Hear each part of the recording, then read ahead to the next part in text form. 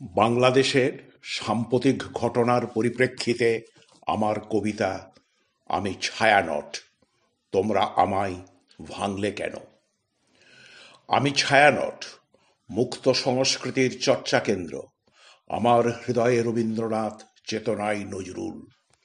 রবীন্দ্রসঙ্গীতের প্রাচীন রাগ আর নজরুলের কাব্যগ্রন্থ দুটি আমি, একই সত্তায় আমি অনন্য।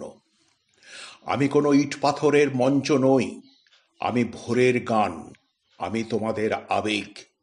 আমি রক্তাক্ত একাত্তরের ভিতর থেকে উঠে আসা একটি রবীন্দ্র স্বর। আমি সেই কণ্ঠ, যে কণ্ঠে বৈশাখের সকালে ভাঙা দেশে মিলনের গান গায়, যে কণ্ঠে এসো হে বৈশাখ শুধু একটি ঋতুর গান নয়, একটি জাতির শপথ। তোমরা আমায় ভাঙলে কেন। আমি কি কোনো পতাকার শত্রু ছিলাম? আমি কি কোনো ধর্মের বিরুদ্ধে দাঁড়িয়েছিলাম?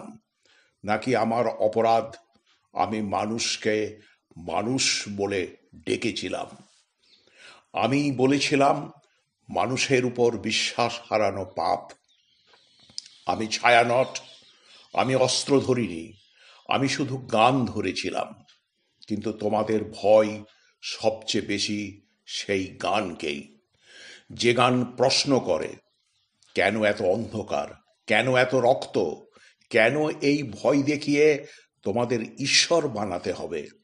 আমার গলায় ছিল রবীন্দ্রনাথ, আমার শিরায় ছিল নজরুল, আমার নিঃশ্বাসে ছিল শহীদ মিনারের হাহাকার।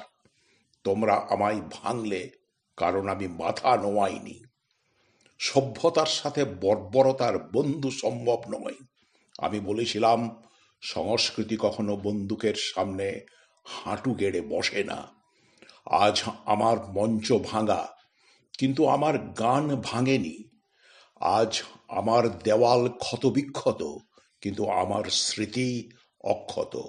শোনো, ছায়ানট ভাঙা মানে একটি সকালের কণ্ঠ চেপে ধরা, একটি জাতির আত্মাকে অপমান করা।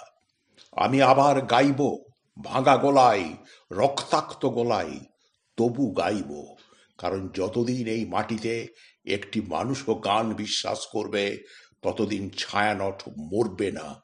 ছায়ানট থাকবে নতুন রূপ, নতুন শপথ নিয়ে।